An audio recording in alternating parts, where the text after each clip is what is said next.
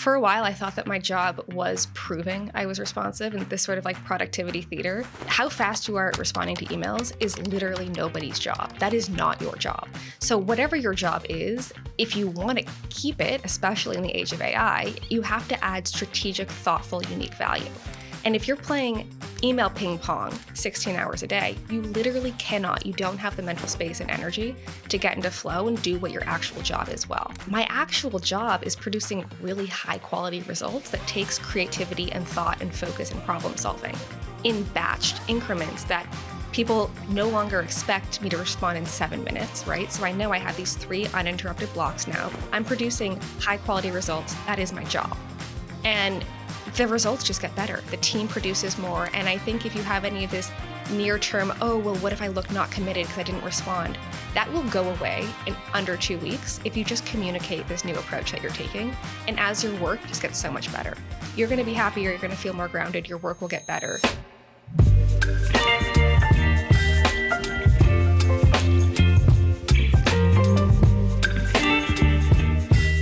Welcome back to Mic'd Up. I'm your host, Mike DiCioccio, and today we're diving into the world of tech-driven marketing and leadership that sparks real change. Our guest has led companies to explosive growth. She's mastered the art of blending data with creativity, and she is helping shape the future of AI and diversity in tech. Welcome to the show, Rebecca Shaddix. Thanks for having me, Mike. Thanks for being here. And I want everybody to know we lost count. I think this is 3 times or 4 times the charm. We've had some tech issues. We've worked through it. And what I love about our show is we talk about entrepreneurship. And you and I, it's one of those things where you just have to figure it out. You keep going. You don't give up. You push forward. And we did it. And we kept trying. And I'm glad we didn't give up, because I know we were kind of getting to the point where it's like, maybe we should just push it off for like, Q1 or something and just take a deep breath. So I appreciate your tenacity and for being here today. And I know you got some other exciting news we can talk about if you're willing, that you're going to be taking a little bit of a leave. If we can talk about that, that's exciting as well. And before we dive into your story here, I want everyone to know your website, your social media, everything you want to share with us, any resources. I got that clickable in the show notes so people can dive right in there as well. Here we go. We're going to start off, Rebecca, with a shameless plug. I don't care. I'm going to do it. I know you're not asking for it. But I love your podcast. I've been listening to it the last couple of days. Time Billionaires. So I want you to share the origin story and what inspired you to launch that show. Yeah, so the idea is that in the 90-second to 15-minute gaps between the big structured parts of your day, there's a lot of things you can't be doing other than scrolling your phone. But when COVID hit and I started working remotely, I noticed that all of the time that I used to have for things I really enjoyed, commuting, exercise, they were just sort of stripped as I went from my bed to my desk and then back-to-back Zoom meetings all day. And I just started doing research then and like listening to audiobooks in those short gaps, the 4-minute breaks between Zoom meetings. And over 4 years, I started noticing patterns in what we need to live good lives and feel really meaningful and fulfilled. And I noticed that you could do a lot of that in just 90 seconds. Sometimes you could get exposure to nature. You could do some exercise. You could have a meaningful interpersonal connection, learn something, reflect in just a couple of minutes instead of just scrolling your phone. And the idea is then I started collecting them and sorting them and just compiling better ways to spend that time. So each episode offers a handful of those, something quick that you could do in under 2 minutes if you find yourself with a break that isn't just scrolling. And I didn't realize this. I kind of thought scrolling was just harmless. I was like, oh yeah, I have 4 minutes between meetings. Let me scroll my email real quick, see if there's anything urgent I have to respond to, and then go to the next meeting. But that is actually like tenfold more complicated for your brain to process than just going from one meeting to the next, because now you've gone from a context shift into the deluge of context shifts of your different emails, having to remember to mark them unread. It'll take at least twice as much cognitive energy to now reply to them. And then you go into another meeting. So you now have maybe 10 times as much context shift and at least twice as much energy to reply to these emails as you would have if you hadn't done that. And this feels to your brain like work. Like I thought just scrolling social media between meetings was a break, but your brain actually processes it like it does a knowledge job. And so I essentially had no breaks in the day. And I found myself getting super fatigued and feeling like, oh, it's kind of productive. I'm keeping up with the news, but realizing it wasn't. And so it just stripped out the whole methodology of how to spend that time better. And that's exactly what the show is about. If you just have 2 minutes, what's a better way to spend your energy? Yeah, I definitely appreciated it. And I tuned into the most recent episode where you talk about those micro moments. And it really Mhm. resonated with me because when you're running a business and you're also, spending time with your family and trying to spend some time with yourself throughout the week, we don't have a lot of micro moments. And even between meetings, when it's like we need to check that email or whatever, like you said, it can be more detrimental because what you're doing is our brain is a supercomputer and you're just asking it to solve so many things. It's kind of like when you have 29 windows open at the same time and you're trying to record a Mhm. podcast and you got your phone connected to your computer. So now your text messages are going off on your screen, which happens too. And I already have personally, I don't know, it was never diagnosed, but I guarantee I have some form of ADHD. And so I fall into those rabbit holes a lot. And so when I was listening to that latest episode, which I want you to give us those three, if you don't have to recall them directly, but give us three examples of, how we can really be strategic with our micro moments between meetings and tasks on the day. It really did resonate with me. And most of our audiences are, aspiring entrepreneurs, existing business owners, people who are like running their business, running their family, and trying to do it collectively. So, how can we help them out better utilize those micro moments? Yeah, I can throw a handful of things Yeah, you can do instead of I'll scrolling give you just right. five. I'm not going to limit you to three. 5. You great, 5 is good. My personal favorite is just to see how many push-ups you can do in that time period. So for me, every morning when the coffee's brewing, I'll do push-ups against the kitchen counter. And it's just fun to say, okay, yesterday it was 30, can it be 32? And Mhm. I find myself being really present because I'm focusing on counting those push-ups and I have this consistent measure. So push-ups, you can do jumping jacks, sit-ups, wall sits. Just standing up from your desk is a big one. Well, I what's also great really like about that too, Rebecca, is that when you're doing that, you're counting, you're forcing your brain to focus on one single activity. I mean, obviously, you're doing the 100%. workout plus counting, but you're not thinking about the email that you need to respond to and how you're going to craft that or who you're going to delegate that task to or whatever's going on in your brain. So I like that when you were talking about just focus on one simple task to kind of Yeah. cool your brain off for a second. Like, look, just handle this one simple thing for a little while. 100%. Yeah, my research found 6 categories that I quantified from the research of things that we need to be meaningful, and there's lots of overlap. And so that one is a presence one that also gets you exercise that we know is huge. And so exercise is a big one of those. But to your point, using enough of your mental energy to stay focused, I kind of suck at meditating. I do have ADHD diagnosed, OCD, and anxiety. And so just sitting in silence does not happen for me. Mhm. Guided meditations work. Thinking of my thoughts as clouds rolling by and watching them drift by works, but just sitting there doesn't. And so you can also just free form journal for 3 minutes, any stream of consciousness thought that comes to you. And the research is pretty clear that's a really good form of reflection and resetting your nervous system. So that's another one. I like to just go outside and sit and breathe for 60 seconds, deep breaths for 60 seconds, and find it to be a pretty great recalibration of just how I fit into the broader scheme of the world, right? Like when Yeah. you're inside on your computer, it feels like the whole world is right there, your job. But Literally, just you're going connected to everything when you're on your phone and computer. 100%. Like, there's no way to, remove No. yourself from it, right? Yeah, and it feels like you're obligated to know this. Like I felt like I was being an irresponsible citizen if I wasn't keeping up with the news. But what am I doing with it? Like A lot of reading people a can book in relate that to that. time. Like, if you take 5 minutes for yourself, now all of a sudden you feel like a slacker because you didn't get back to that email 5 minutes quicker. And it's like, you need to be a better version of yourself to attack that email or whatever it is that you're doing in that 60-second breath exercise. What I liked about what you said in that last episode was as you're breathing out, you say mentally the word release. So again, you're Yeah. like making your brain focus on a simple task, saying the word release, counting, breathing into 4 seconds, holding it, breathing out with the word release. And I actually did it today in the shower and it was really good. It felt energizing. It's crazy how much just breathing normally can I have anxiety too and OCD.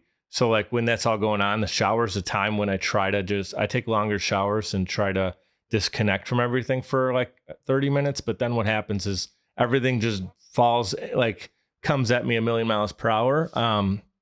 So doing that breathing exercise and kind of a mindful meditation in the shower was a way to, yeah, I'm not connected to my Love it. devices, but I'm also disconnecting my brain right now.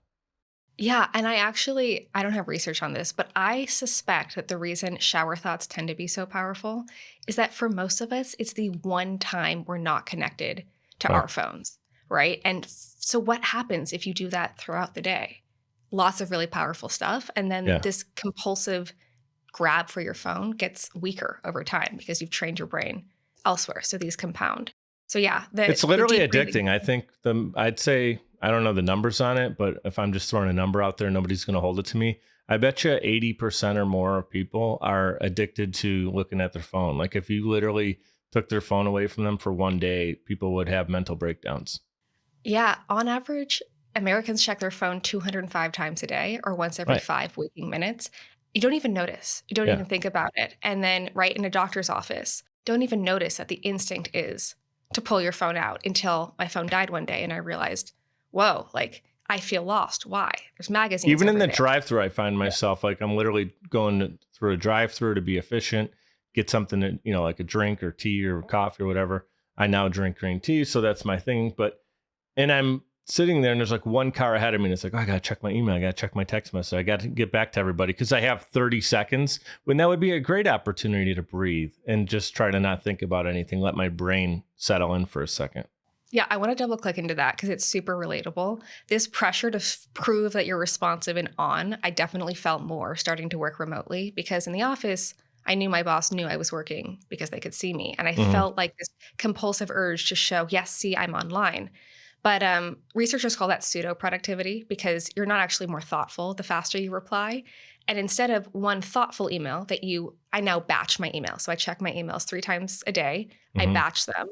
If there's something that requires more thought, I'll come back to it. But I try to one touch task that. An email is a one touch task. It doesn't get better by spacing it out and coming back to it unless it requires a lot of thought. And so if you think about batching these and one touch tasking them, so I can sit down and really thoughtfully reply to the entirety of the email in front of me in the way I want to. So it's Hmm. one touch to get it back. And the person receiving it has the context they needed because I thought about it and they can reply.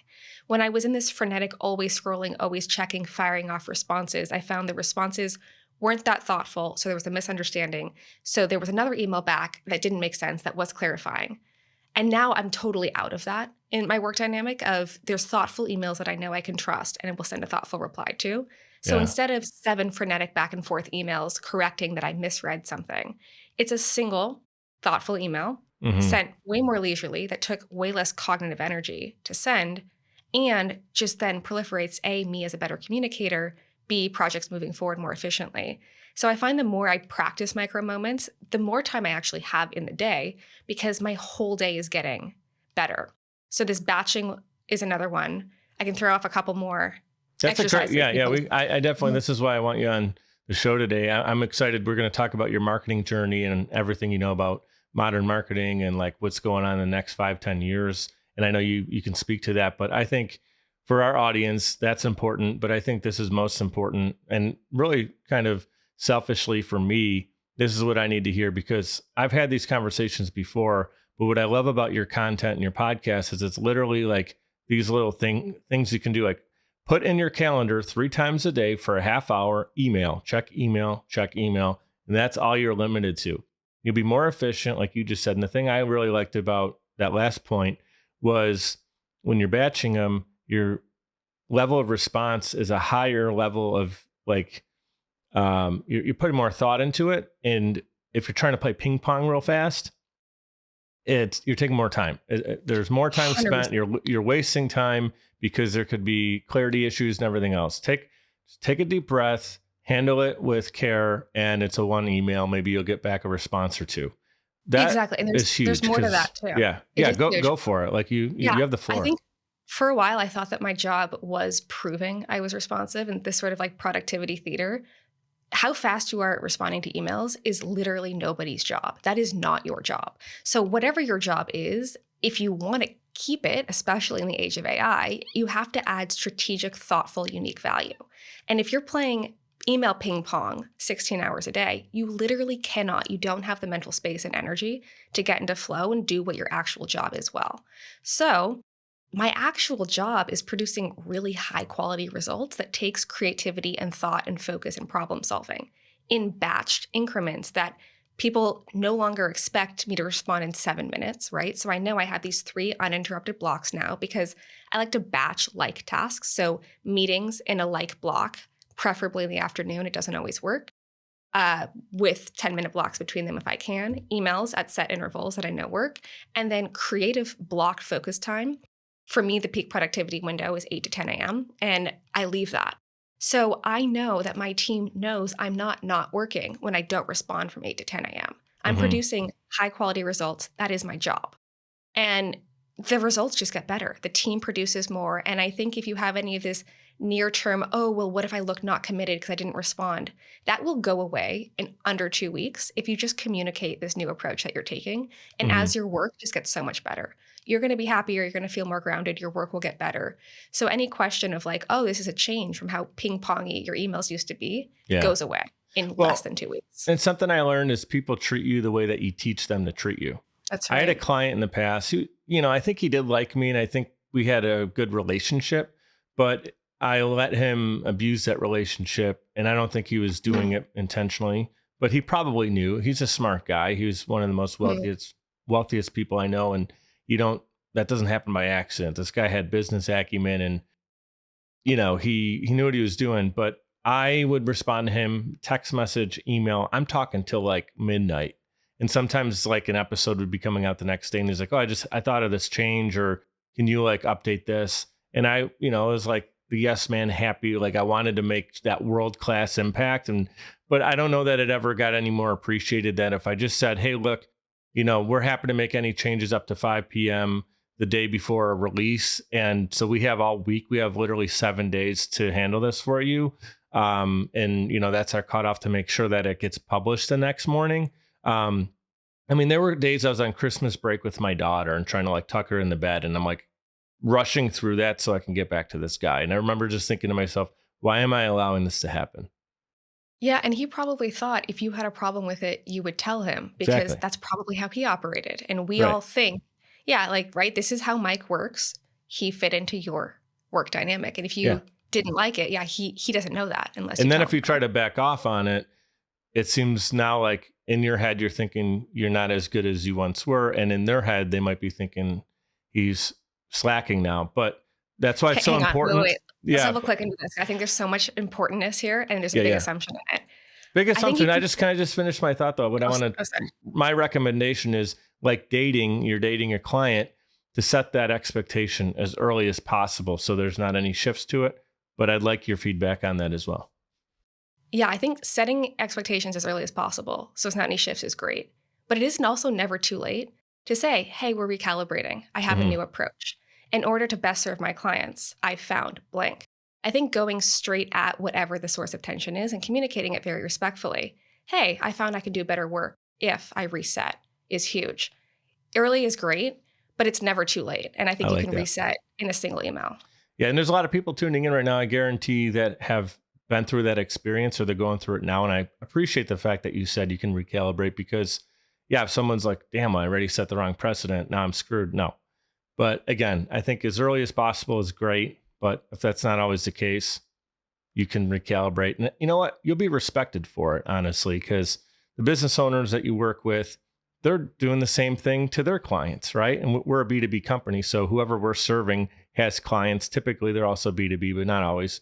Sometimes they're consumer. But yeah, they're the same thing. Like that CEO that we're working with and I'm trying to wow, he's not letting people hit him up for his business at 11 o'clock at night, but he's doing it. You know what I mean?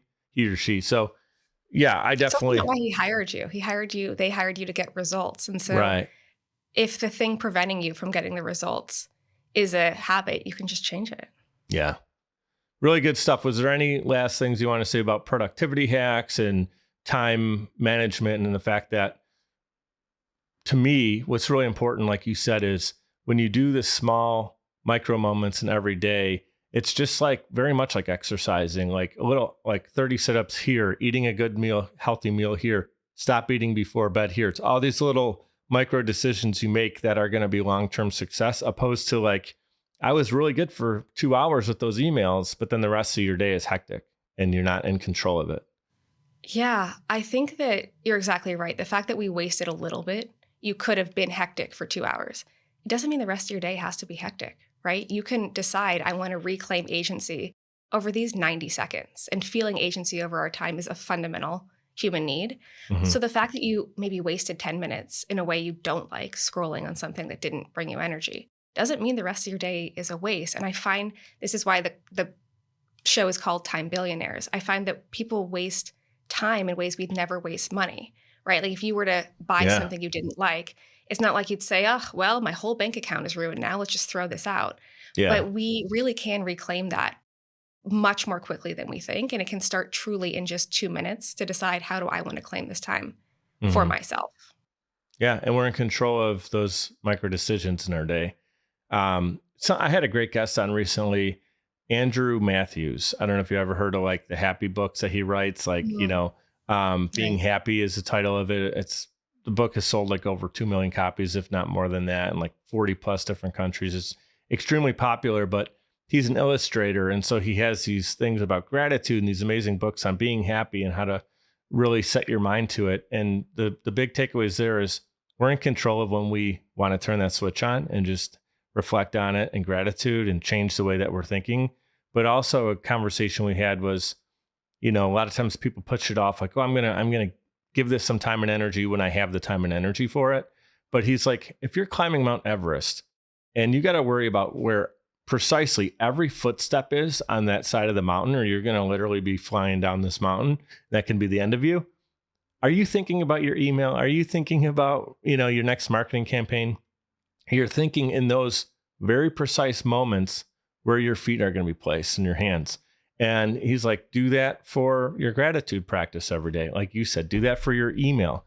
Be that laser focused on every task. And then the micro moments in between, you can control them. Like that gets me excited to just feel like now we're back in control of our lives again and we're not reacting to everything all day long, because then your business really runs you at that point. And that's not why people start their business. They start it for typically a big mission or purpose. They want to serve their family better and they're fulfilled more than they were in whatever situation they're leaving. And they're starting this business to get all those things. Then the business runs them and they're like, shit, I don't have any of those things that I wanted. And now I have less time freedom. And it really gets them in this upside down feeling. So go back and listen to that last 15 minutes again. And actually just go to Rebecca's podcast. We have a link in the show notes for those direct. I love that there's no fluff. It's just those direct daily tips. Oh, How thanks, often? Mike. You're welcome. How often do new episodes come out? Right now, every other week. We may Okay. up the cadence every week early next year. All Yeah. right. And the idea is, right, you don't need an hour to get an hour block to go to the gym to get enough exercise. You can do 100 push-ups and Mm-hmm. 10 push-ups at a time in a few seconds between meetings. And so there probably is the time for the things you want if you just think of it differently, as you're not controlled by your phone or your technology, but you're intentional with the moments that you waste. Everybody's going to want to check social media. So it's not like we're telling them not to. Just schedule that in for a half hour or 60 minutes a day. And then you're not doing it you're not eating up your micro moment time between meetings. 100%.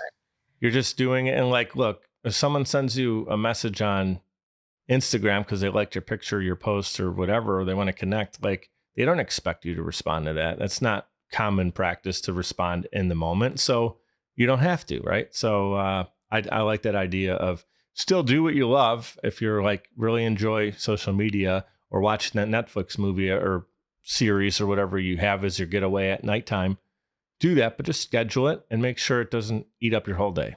So 100%. Right. You're intentional with it. So if mhm, you're on social media because you want to connect with your friends or follow people that you like, great. it's That's your beautiful. goal. To your point. Yeah.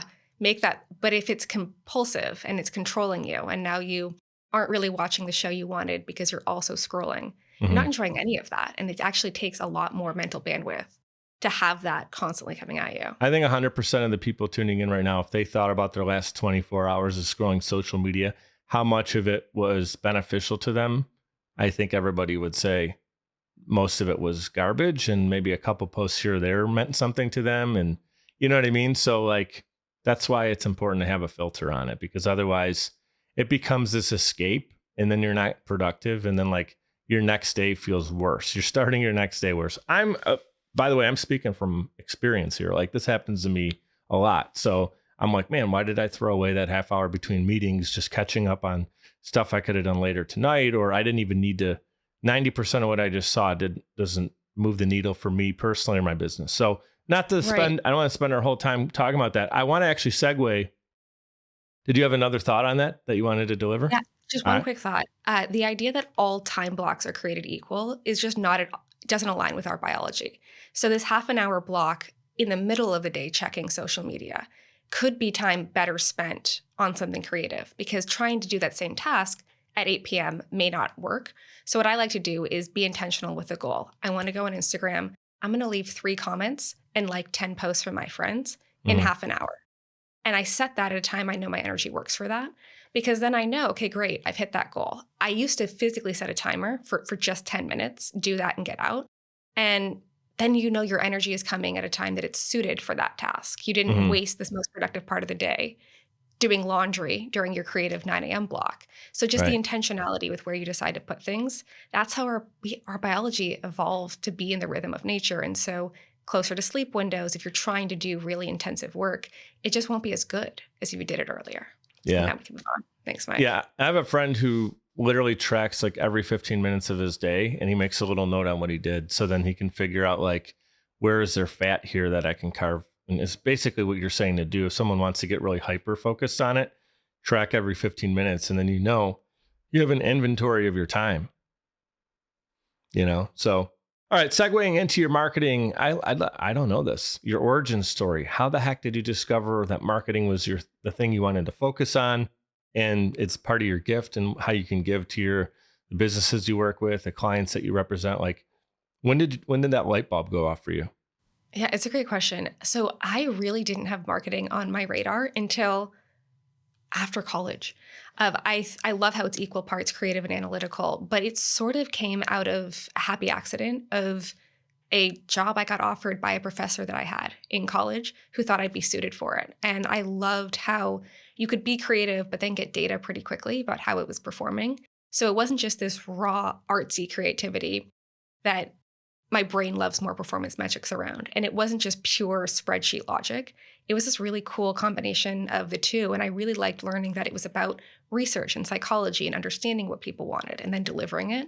And Mhm. so it just really gelled with how my brain works and how I love to see, hey, if there's a great product that people could benefit from, how do we get it to more people?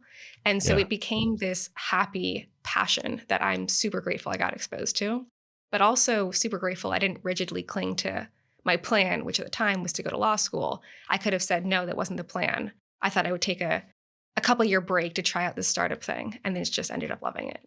That's awesome. In the last couple of months, there's 3 people, yourself included, that I've interviewed that started off in law and then finally branched off into the thing that they actually found happiness in. Nothing against law. And we need great lawyers in this world, and the system always needs improvements. But yeah, so nothing against it. But it's interesting that you share that because I'm now hearing that a couple times in a row, and it's like, oh, that is pretty cool. You know what It's you just funny. reminded me of? Totally different. Marketing and music, something that they have in common that you just said is there's an artistic creativity that happens, but there's also data and things that work. Like marketing campaigns have different elements that work, and it's kind of like writing a great song. And some Hmm. musicians might cringe when I say this, but like writing a great pop song has elements that people humanly like enjoy. And whether it's a hook, a chorus, the bridge, the way it's set up, the time signatures, people, there's like a algorithm to writing a great song, right? You don't want it to be, there's AI writing music. It's a whole nother topic I don't want to get into, but um, I'm talking about people construct, like having, this is what the Beatles were great at. A lot of the bands I love are musically gifted and amazing talent, but they also know how to write a great song. And it's just like great marketing. You can be extremely talented, great graphic artist, funny videos, awesome content ideas, but the marketing doesn't perform because nobody does those data driven, data backed decisions that you're really good at. So I know you personally have helped scale companies through smart data backed decisions. And, can you share your secret sauce a little bit about what goes into that and like what fuels their growth? Yeah, I think that the through line of all of this is just a pretty simple framework of how we use data. It starts with a problem statement, a company level problem statement that we need to solve, the highest level, biggest priority. Then we do 2 to 4 hypotheses of what could be used to address those. And then we run 5 or 6 experiments under the 2 to 4 most promising hypotheses, really Wow. controlled experiments. So we actually are confident, A, that I think where marketing sometimes gets into trouble is you end up with tons of data, but it doesn't actually necessarily mean you can draw conclusions about strategy overall if they're sort of in silo. Changing the button on the homepage, for what end did you control it? Do you have statistically significant volume to actually draw conclusions? There's just a lot of mess that comes. But I Hmm. think if we start with a problem statement, the biggest problem, we can write out all the problem statements. Here are the problems with companies having. Agree these 1 to 3 are the biggest priority. Start with the biggest one, then have hypotheses about how we could address them, then have experiments to see if they're actually moving the needle. Everything becomes much more fluid for how we interpret the data. And you get past what I think is a pretty common problem as data has become ubiquitous, is looking at a dashboard and expecting it to just create a strategy. Give you The the truth is, answer. Yeah, it's giving you right, data, but it's not going to give you this full solution. That's where 100%. you Yeah. come in. Yeah. Yeah. Or you're like, hey, chief revenue officer, we need you to answer this big question. Are we investing more in trade shows, for example? Hmm. And that is the wrong time to say, well, what do the data say? Because the data will say absolutely anything if you don't know what you're looking at.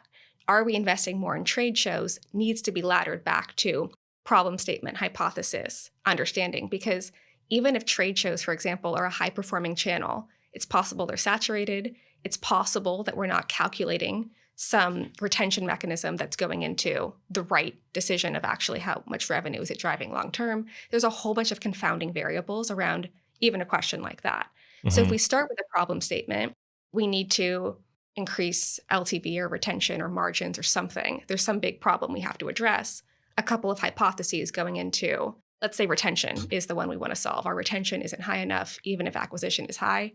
Well, there could be 2 to 4 hypotheses for that one. We're not having a short enough time to value. We're not segmenting by the buyer use cases effectively. We're not selling to the right people. Any Hmm. number of things. The onboarding flow could be a problem. The adoption could be a problem. In B2B, the buyer and end user could have any number of breakdowns. The onboarding flow may need to change. So we can have then 2 to 4 hypotheses of those we want to test. And then let's say time to value is one of the hypotheses that we're testing. There's not short enough time to value for the end user if it's a Hmm. B2B motion.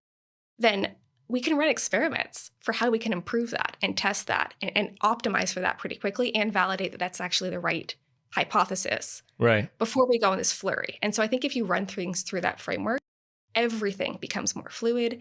The internal conversations become much easier as opposed to marketing saying, hey, product, we need you to change the onboarding flow, which is going to be hang on, that doesn't align with my priority set, unless you've gone with, hey, we have this giant problem set.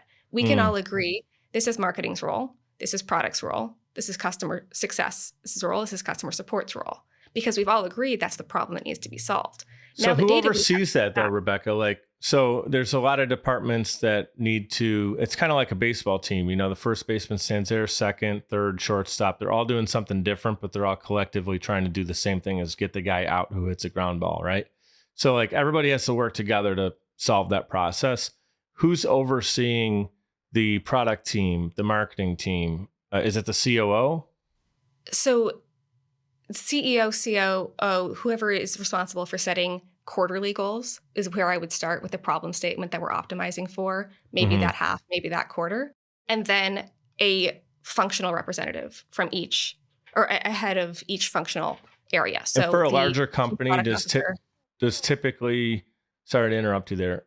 Typically for a larger company, someone who has a great brand already established, we're going to talk about them because they're going to have the infrastructure built and the financial structure to do all of this. A lot of times we're talking with a smaller entrepreneur, they don't have this built, and that's fine because they're doing it all themselves. But I'm talking about a company who's established. So they now have, the product team, the marketing team, the distribution team, all the different teams built together. Before something goes live, they have to make sure all those dots are connected. And so what does that Sure. look like? That's pretty interesting. But I can also answer it if you don't have a chief product officer separate from a chief revenue officer, whoever's just leading those functions, right? So if you have Yeah. a founder and someone leading marketing, It's someone leading product. Whoever is And it's leading the those same functions. person. It could be wearing the same hats on the Sure. first Great. couple of years of the, Absolutely. yeah. Whoever's deciding what the goals are for that quarter and the resources you need, whoever is setting those departmental priorities, or if it's just three people, whoever's setting the priorities. It could be, right, a whole different department person, the chief product officer, the chief revenue officer, or it could just be whoever's leading them. So as long as you have alignment, this is the problem we're going after, and here's how we're testing for it. That's what I mean. Yeah. So talk about the balance between creativity and really having like innovative ideas and marketing, and then also the data side of it. Do they, obviously they need to coexist, but is there like a magic, something that you felt is a good balance there? Yeah, I find less process, more iteration to be the magic. I think where companies get stuck is thinking that spending more time internally, making something perfect or trying to optimize for something before you test it is where things get stuck. And I learned this totally by accident, thinking I was teaching a leadership lesson of I had an email marketing manager like 4 years into the first marketing team I managed and was coming up with a bunch of stuff that I found myself continuously line editing. And I finally thought, you know what, this isn't efficient. I need to teach her how to be self sufficient. So let's just test these 4 variants.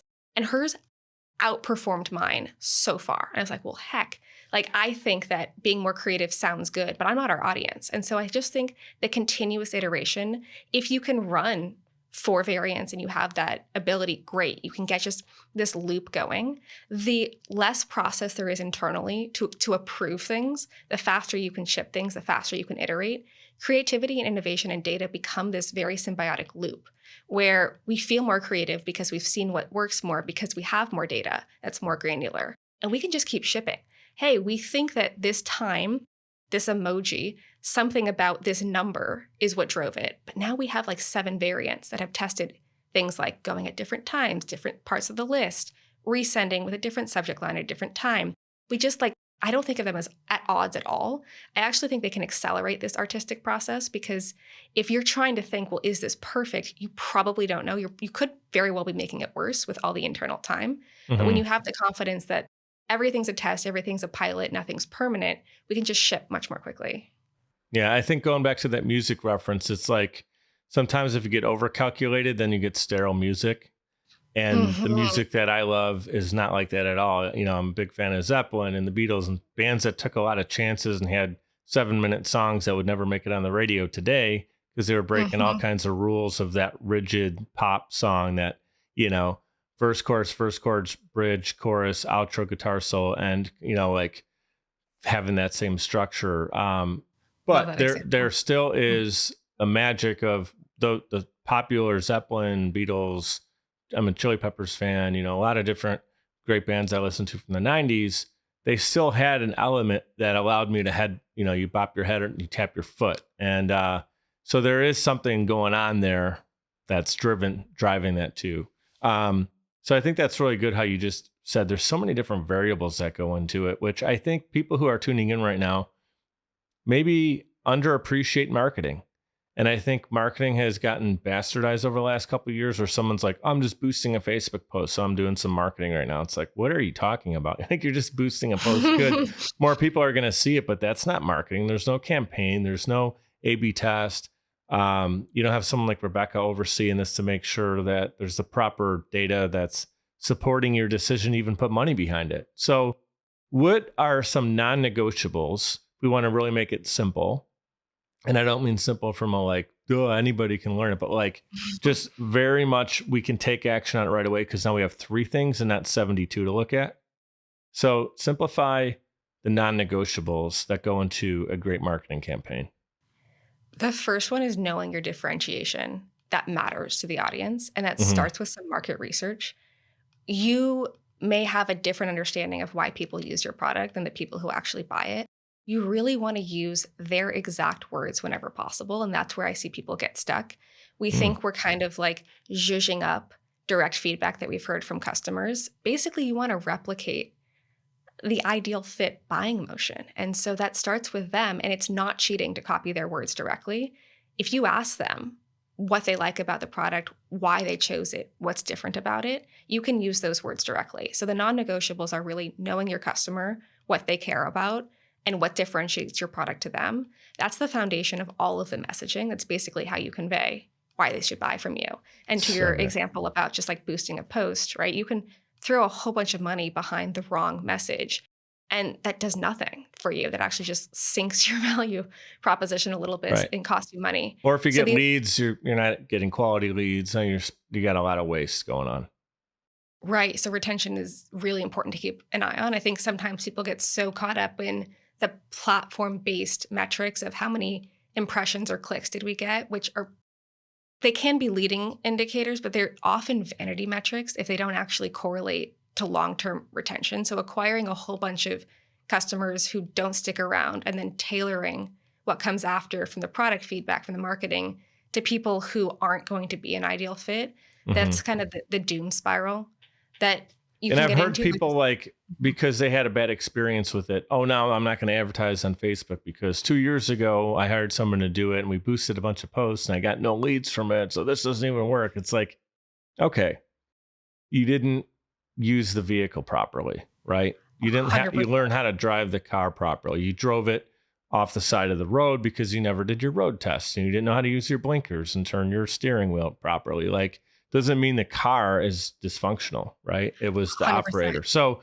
Yeah, you set um, your I have an example for that one I think is yeah. important. The second answer to your question of you set Hmm. your strategy first and then the tactics follow. So the tactics would be how you're actually acquiring it, but you evaluate in the exact opposite order. You evaluate the tactics before you determine if the strategy was flawed. So if you just put a bunch of garbage into Facebook ads, that doesn't necessarily tell you anything about the strategy. And the analogy I like to use is early on, electricity caused more house fires than candles because it wasn't wired correctly. There were all kinds of things we were still learning. But Yeah. to draw the conclusion that electricity will just not work in this house Hmm. would have been evaluating the strategy before the tactics. And Yep. that's what I think you're talking about. A lot of people say, oh, I did that once, it doesn't work. It would be like, right, like cooking chicken poorly and being like, oh, I'd never eat chicken again because I got sick that one time. Well, you Right. didn't cook it through. Yeah. Well, I have a beautiful 10-year-old daughter, Izzy, who had a bad experience at Chick-fil-A like 3 years ago. She still refuses to Mhm. go. But that's her mindset and mentality right now. We've talked about it. But as she grows and matures, she's going to probably try it again if she chooses to. Not that we like to go to fast food often, but like once in a while, it's a treat. But that's the same mentality. You don't want to have like a 10-year-old mentality of, oh, I got burned by fire once and well, yeah, you can have a beautiful bonfire and with your friends and family. Just because you burned your hand on the stove, you didn't properly set the right expect or whatever. You didn't, Yeah. So not to You drive described a the same thought over, over and spot. over again, but I think that's so important. Typically, entrepreneurs are not someone who gets burned once and then gives up. Like, we got to stay creative, got to keep moving forward, got to figure out, and you got a lot of battle scars for it. So I don't think our audience is going to have an issue with that part of it. But it's just important to know that it could even be someone who was well intentioned on your team that you hired in the past, didn't get the results. Don't throw everything out because of that one experience. Right. And start with the copy, right? Because there's a lot of ways you can describe a product, and some of them just won't resonate. They're still kind of accurate in your mind, but because people didn't want that description doesn't mean they don't want this product or this channel doesn't work. Saying, hey, do you want to listen to my podcast? They're about 7 minutes each. That's Yeah, an accurate description of Time Billionaires. You might right. be like, nah, I like to really dive into things. That doesn't mean you're not interested in it. I did Yeah. describe it accurately, but I can Or why say it's did you about even give that information? Because the person maybe didn't care about the time. They wanted to kind of like what it's 100%. about. So now you got them thinking, oh, do I want to listen to a show that just repeat like every 7 minutes it's going to be changing in my player? And like now you got them thinking about something that wasn't even important to them. One of the biggest 100%. takeaways, Rebecca, that you said today was use your clients or customers' voice directly in your marketing, which I never heard anybody ever say that before. And I think it's super important. Like, so, I know there's things like SurveyMonkey and there's a ton of different ways to get feedback from clients, customers. What are some of the ways that you find work best where people get like, what's the highest response rates from customers? Is there a way to do it that works really well? Yeah, there's a handful of ways. In-app tools and messaging is great. Collecting feedback is great, but that's exactly a perfect example. So I like to conduct as many face-to-face qualitative interviews as possible, ideally at least one a week, because Wow. there's so much then that you know to put into a survey to test. And there's a perfect example that you just reminded me of from SurveyMonkey. I had a go-to-market strategy client, a really cool, innovative biotech company. And I ran some user interviews, figuring out what people like the product. Then we did a survey of the variables that were most important to them. And then I shared the results out. And I said, okay, so from that, I knew what to put in the survey from the interviews, because otherwise you may just be compromising how you're interpreting it. So if you can do interviews, start there, then the survey will come. So the highest response rate. It is a slightly different goal. You want more volume from the survey, but more real insight from the interviews. Mhm. And did all this, had some great interviews, shared some quotes out. And I said, so the accuracy of the test results, it was an at-home testing product, is the most important thing to your customers. And they said, we know. That's why we say we're the most reliable. But it turns out reliability was a durability measure to their customers of like, yeah, we know they want the most accurate results. So we say that we're the most reliable. But the customers thought reliable meant like how long this physical device would last in their home Mm. mostly. And they didn't care about that as much. If they had to replace it every 3 years, they didn't care as much. They wanted accurate results. So the synonym in their mind, we know you care about accuracy. So we say we're reliable is exactly what I mean by using their own words. That's not synonymous to the buyers. It is to the internal team who is not the buyer. And that's exactly what we're talking about with having these interviews to see what people really care about. Because Mhm. if they had just filled out what's most important to you, reliable, accurate, cost, whatever, aesthetic, size, we would have missed the point that there's a difference in their mind between reliable and accurate. And so that's the insight that we really want to capture and then use. And that's what I mean by using exactly their own words. It feels like cheating because you didn't write it, but it's not. And the things that you think are a synonym, the people who actually are going to buy the product may not. So Yeah. really try to stay as close to them as you can. It's so true that a lot of times what we think we're solving for, it's a great idea, it's a great product or service idea, but then we get it out into the, out into the marketplace, and then what the actual customers and clients, how they interact with it, how they use it, how they feel when they're using it, the branding experience, the, full user experience, and that's, a lot of times it's different and it changes over time too. And what like, and the way people interact with it or how they describe it changes. So like without having that pulse, like you don't really have a thumbprint or pulse on what the heck's going on. A lot of times we can be talking and marketing and saying what we're doing and really like we talked about with that example where you said, hey, I got a great podcast, it's 7-minute episodes and stuff like that. You're saying something that, maybe your audience, it's not really a feature or benefit that they are moving the needle on. So that's really good stuff. Speaking of some marketing, I do want to give some love to our sponsors. First of all, shameless plug again, Social Chameleon, my podcast agency. So you can check us out at socialchameleon.us. You press record, we handle the rest. Again, I mentioned that we do work with B2Bs and it's podcasting done for you. You let us handle everything for you. So you can just do what you love to do and run your business, hop on that microphone and have a great episode. We'll take care of the rest. So check out socialchameleon.us. Also, we're recording this on Riverside. So we do have an affiliate with riverside.fm. If you guys are interested in using them for your podcast or any of your social media content or recording, they have great quality audio and video.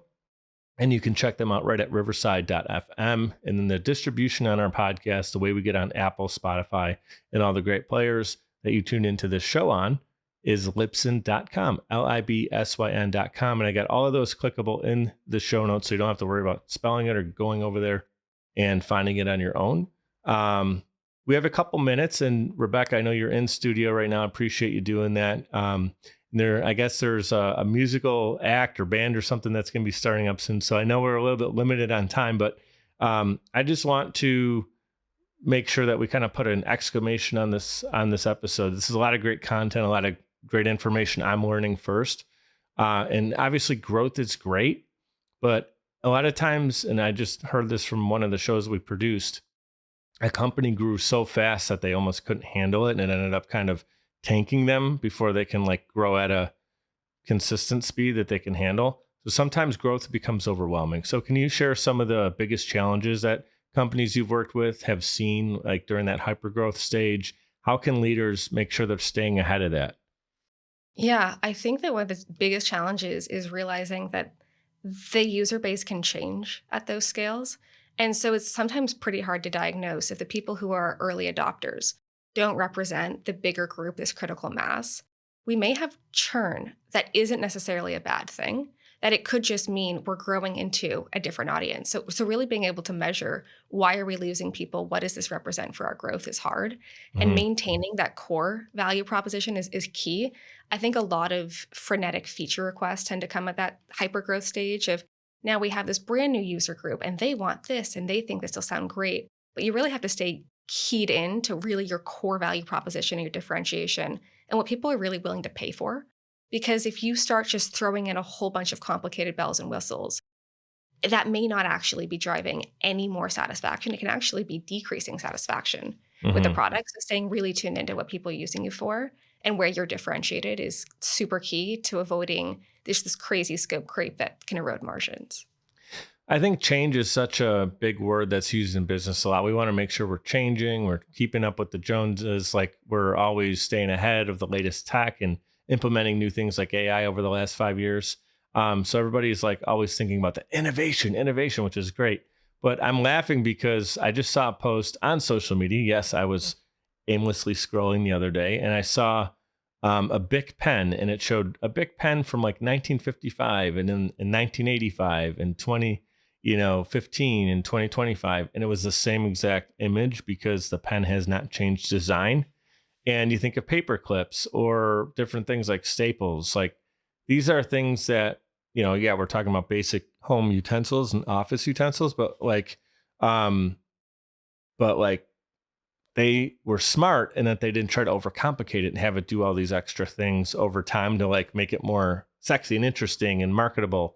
It's the product that works and people love it and it works great. And I'm sure they still sell a ton of those basic pens that have been around for 55 years or more, 70 years. So, what are your thoughts on making sure you stay up and you're like on top of innovation, but also it's like basically what you were just saying, but maybe the next level of how can you stay innovative, but not shoot yourself in the foot by changing something that was already great? The through line is intentionality, right? We want to do intentionally beneficial things, which could look like adding new bells and whistles, or it could look like streamlining the UX so it's straightforward and easy to use. Being intentional about why you're on social media, how you're spending your time, why you're adding features or not, making hires or not, investing in certain marketing channels or not. That all comes back to your problem statement and being intentional with how you're spending any of it, especially your time. Yeah, I think, and another thing that came to mind, and I appreciate you sharing that, is if you, and this is just my experience, I'm going to pick on Apple because I'm using Apple computers right now, an iPad, I have an iPhone. I've been using their ecosystem forever. It works really well, I feel like, in media. But it's funny when a new phone comes out, a lot of times if there's not a lot of changes, people are bummed out. They're like, oh man, it's kind of like they're just releasing the same phone every year. And it's like kind of a running joke. It's the same thing again, just with a different number. But imagine if Apple changed the thing so much where the UI and the UX is so different, like the fans of the iPhone, the people that comfort of using it and loving it that would be a problem.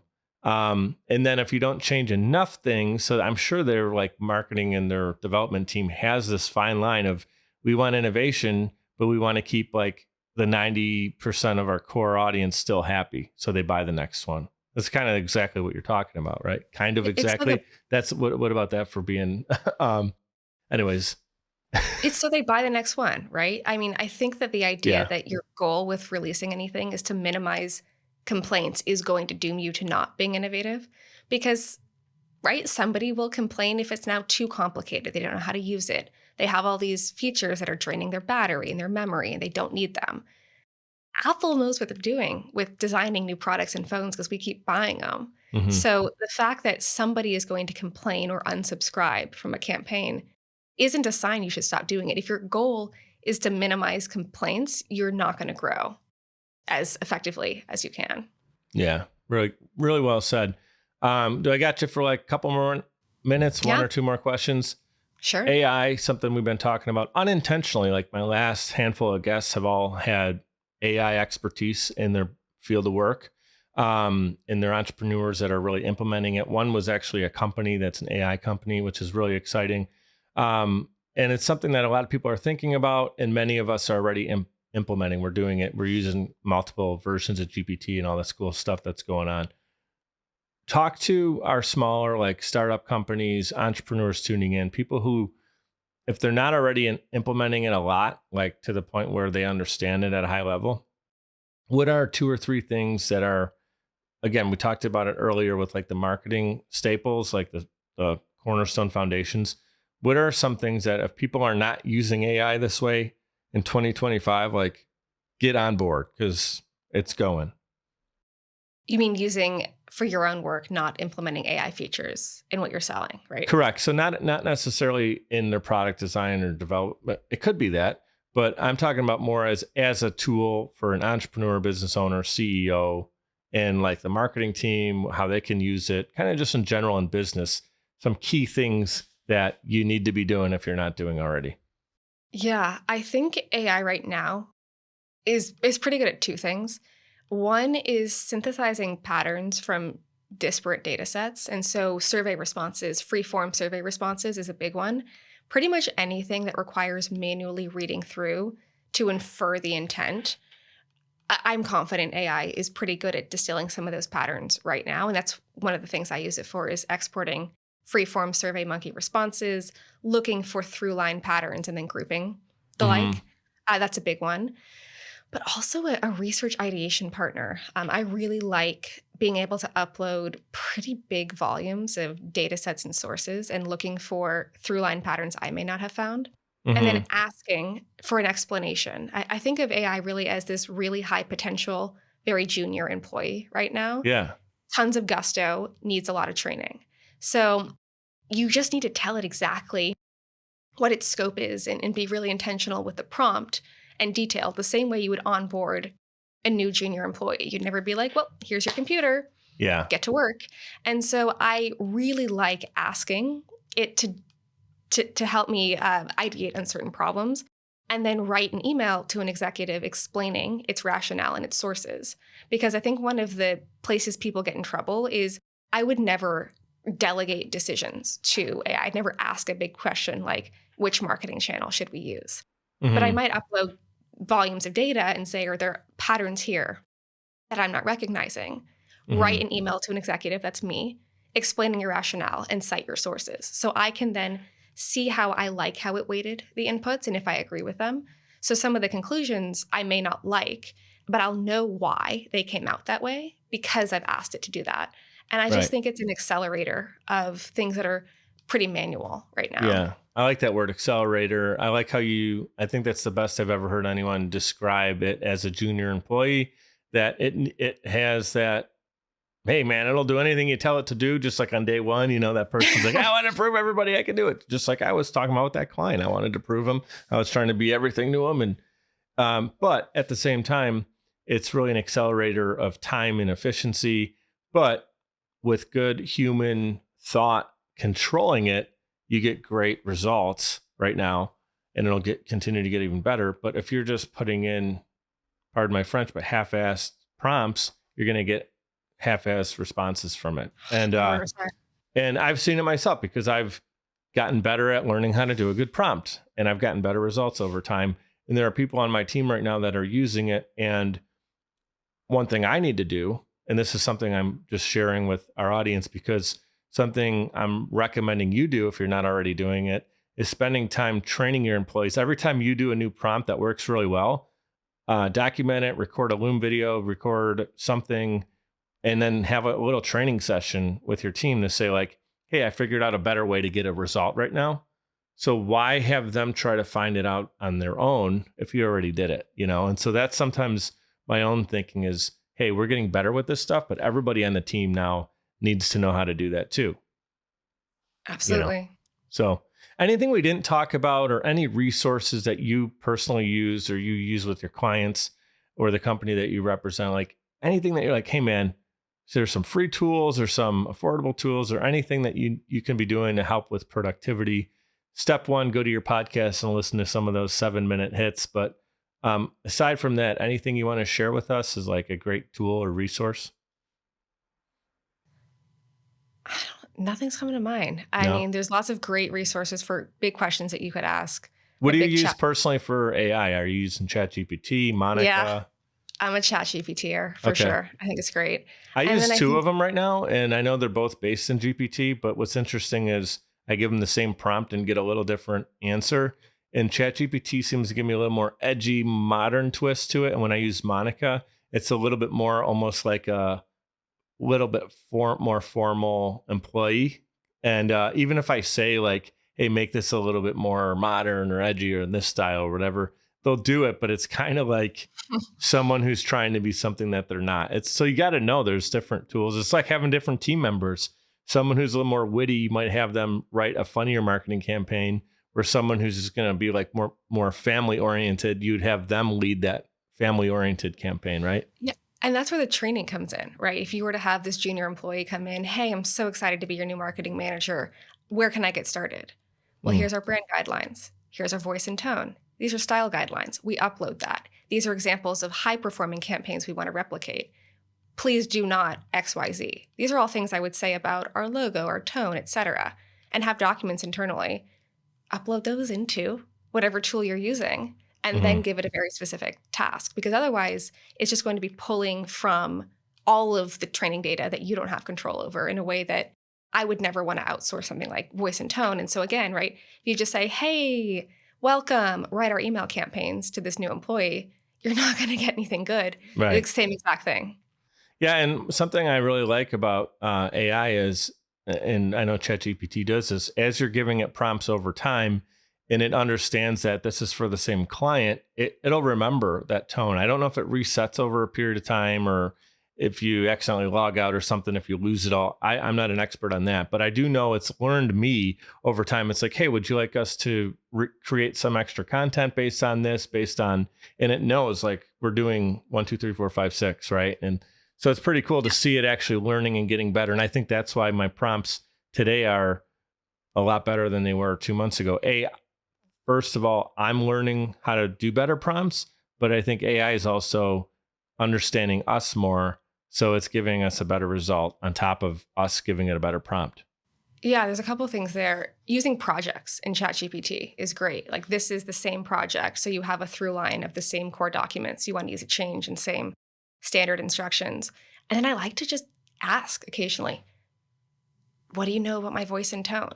Hmm. Comes back with, actually, I don't want you to weight this aspect quite as heavily. Weight this instead. So you can just keep refining I'm with going to do wherever that. you I'm are. going to ask it, hey, tell me about the different tones we use, the different, Yeah, when you're solving refining. for different What are the client. Yeah. characteristics? Very cool. When I used it last night, I used Monica last night, and I said, "Hey, I'm looking for a weekend getaway where I can still get work done, but I want to have some like peaceful time. I want to have a beachfront view, and I want to be able to do some fun stuff. But the majority of the reason I'm going there is to clear my mind so I can work on some new marketing campaigns and not be distracted.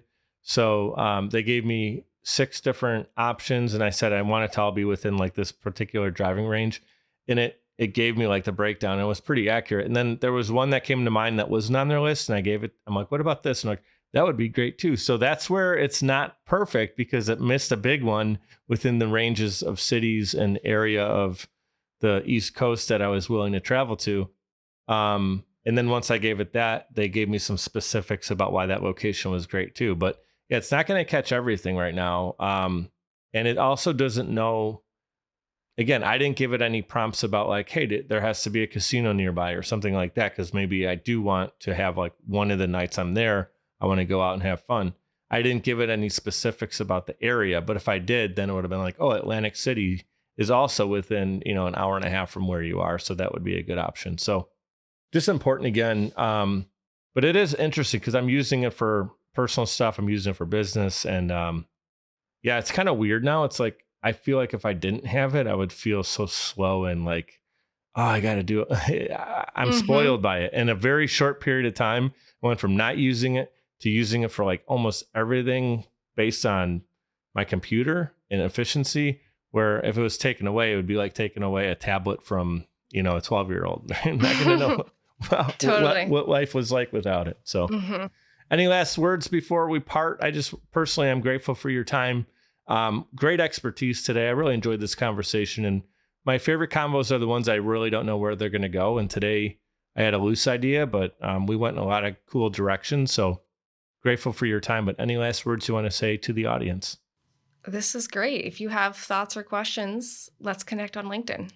Yeah, let's do that. That's where you're most active on social, is LinkedIn. That's right. Yep. All right, cool. Make sure that's in the show notes. Rebecca Shaddix, you delivered.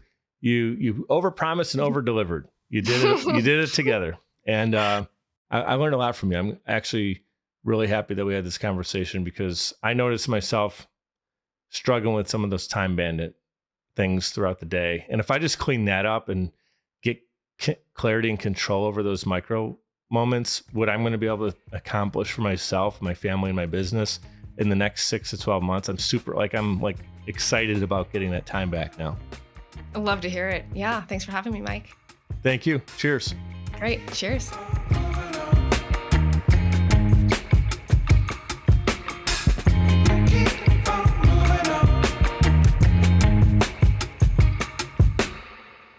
Keep